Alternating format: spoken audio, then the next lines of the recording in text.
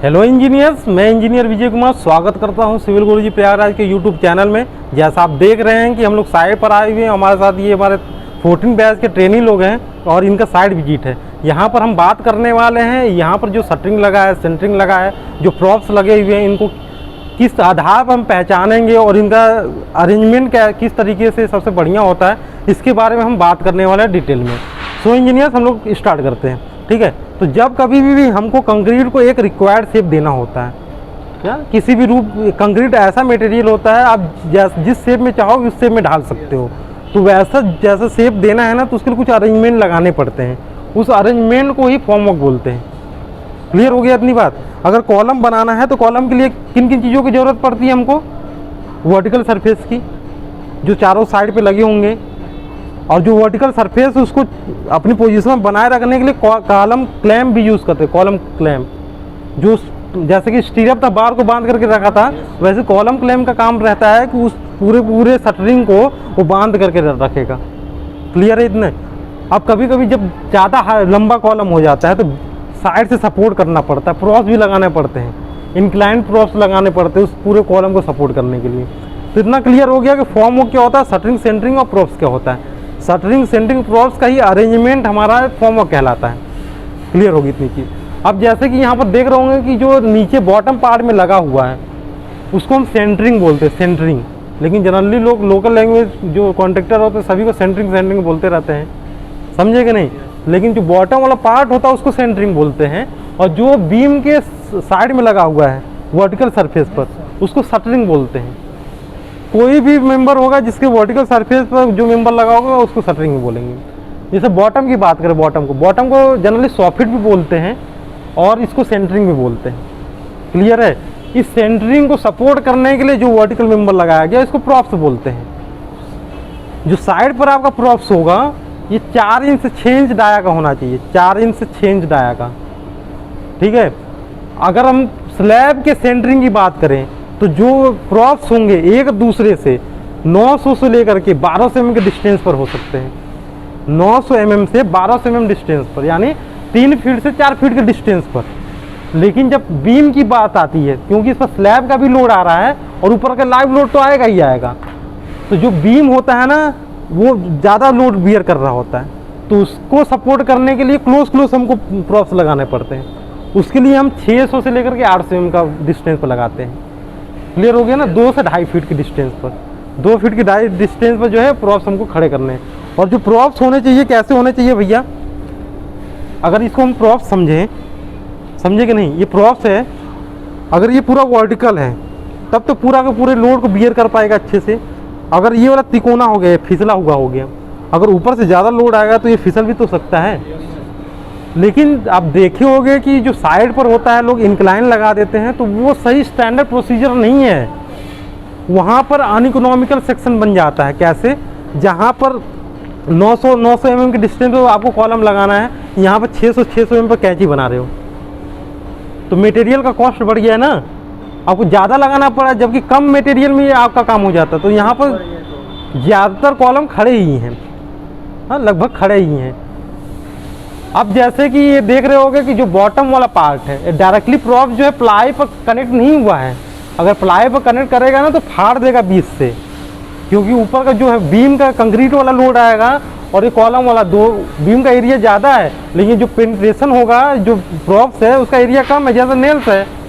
अब नेल्स के ऊपर आप खड़े हो गए तो फट ही जाओगे ना। तो वैसे ही इस प्रॉप्स को अगर प्लाई पर टिकाएंगे तो प्लाई कमज़ोर मटेरियल होता है, उसको डायरेक्टली अगर प्रॉप्स पर टिकाओगे तो फट जाएगा वो। तो उसको बचाने के लिए इसके ऊपर टी हेड बनाया गया है। देखो टी हेड, क्लियर हो गया ना?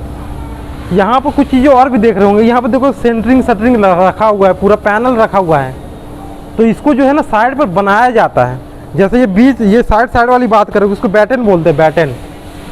उधर आप दिखा सकते हो, उधर प्लाई रखी हुई है, तो प्लाई जो है काट करके रखी गई है। ये जनरली 4 फीट बाई 8 फीट के साइज में आती है, 4 फीट बाई 8 फीट। इसका जो थिकनेस होता है 10 से 12 mm का होता है।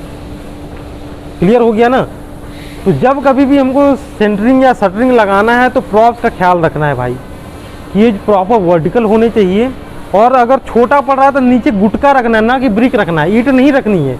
क्योंकि जो कंक्रीट का वेट होता है उससे ये जो ब्रिक का स्ट्रेंथ तो बहुत ही कम होता है। तो जब उसको लोड आएगा, अगर एक भी मान लो ये प्रॉप्स टूटता है ना, तो अगर एक प्रॉप्स टूट गया तो इसका लोड इसके बगल वाले प्रॉप्स के ऊपर बढ़ जाएगा।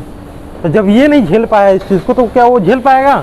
और इसी वजह से जब साइटों पर दुर्घटना होती है तो यही रीज़न होता है।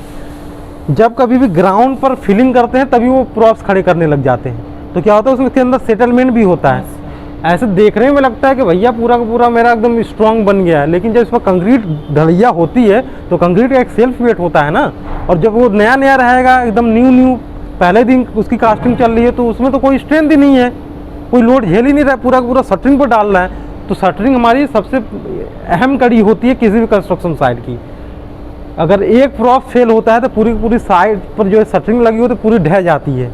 और ऐसा वीडियो भी देखा होगा तुम लोगों ने कि एक साइड से अगर टूटती है तो पूरी पूरी लेबर भागते रहते हैं, फिर भी उसमें दब जाएंगे। तो अगर साइड पर ऐसे कोई भी दुर्घटना हो जाती है तो समझो यार, जितना हमको सैलरी नहीं मिलती है उससे कई गुना ज़्यादा तो उसका मटेरियल नुकसान हो, प्लस जान माल की हानि हुई, और उसको हम कभी भी पूरा नहीं कर सकते। तो इस बात का ख्याल, सेफ्टी तो फर्स्ट, चाहे खुद के लिए हो, चाहे लेबर के लिए हो, चाहे मिस्त्री के लिए हो, सेफ्टी पर 100% एकदम ध्यान देना है। उनको डांट करके रखना है कि नहीं, अगर आप जा रहे हो हाई फ्लोर पर जा रहे हो, मतलब 5 फ्लोर पर काम करना है, 7 फ्लोर पर काम करना है, तो सेफ्टी बेल्ट पहनना इंपॉर्टेंट है। और ये हर साइड जो हमारी कंपनियां होती हैं उसके रूल रेगुलेशन में गवर्नमेंट का है कि भैया सेफ्टी फर्स्ट होनी चाहिए, क्योंकि साइड पर किसी भी लेबर या मिस्त्री या किसी भी इंजीनियर की जान नहीं जानी चाहिए। तो उसके लिए आप कंप्लेन भी कर सकते हो, समझे ना, वो आपके अंदर वो राइट है कि आप सेफ्टी के लिए किसी से लड़ सकते हो, कोई नहीं उफ तक नहीं बोलेगा। तो इतना मोरल, इतना पोलाइटनेस तो अपने अंदर रखना है यार, क्लियर है ना। कहीं पर भी आप जाओ, जानता हूँ कि अब जाओगे तो बेस्ट ही करोगे, लेकिन इन सारी बातों का ख्याल रखना है। तो ये सारी बातें होगी। जैसे ऊपर हम बात कर रहे थे ना, तो सरफेस हमारा डाउन था, देखो वो स्लैब, बाकी जो स्लैब है बीम के टॉप पर टिकी हुई है, लेकिन जो कॉर्नर वाला स्लैब है बीम के बॉटम पर टिका हुआ है। तो वहाँ पर कहीं ना कहीं टॉयलेट बाथरूम आने वाला है। पीट रैप या स्ट्रैप देखा है ना, सांप जैसा रहता है। पीट रैप स्ट्रैप जो टॉयलेट बनता है तो उसके अंदर ऐसा डाला जाता है ना, ताकि नीचे जो पानी बना रहे हैं, जो हमारा वेस्ट गैसेस है वो उस टॉयलेट से बाहर ना आ पाए, समझे ना। तो उस चीज़ को बनाए रखने के लिए कहीं ना कहीं ये 1 से 1.5 फीट तक ये रहता है, समझे ना, 1-1.5 फीट रहता है। तो अगर मैं नॉर्मल फ्लोर के ऊपर 1-1.5 फीट बैठाऊंगा तो मेरा जो टॉयलेट का डेप्थ होगा ना वो ऑलरेडी इंक्रीज हो जाएगा, इस वाले फ्लोर से ऊंचा हो जाएगा। तो हम क्या करते हैं, पहले ही स्लैब को अपने डाउन कर देते हैं, ताकि अगर वहाँ पर कोई भी ब्रिक बैग कोबा करना हो, चाहे वाटर प्रूफिंग का काम करना हो, तो हम प्रॉपर वहाँ पर कर पाएँ। ठीक है, इस तरीके से हमारा जो नॉर्मल लेवल है, घर का लेवल है, और हमारे टॉयलेट का लेवल एक जैसा होगा, तो कभी बाथरूम का पानी तुम्हारे फ्लोर के ऊपर नहीं आएगा। अगर ऊंचा रहेगा तो कितना भी बचा लो, गिरेगा ही गिरेगा।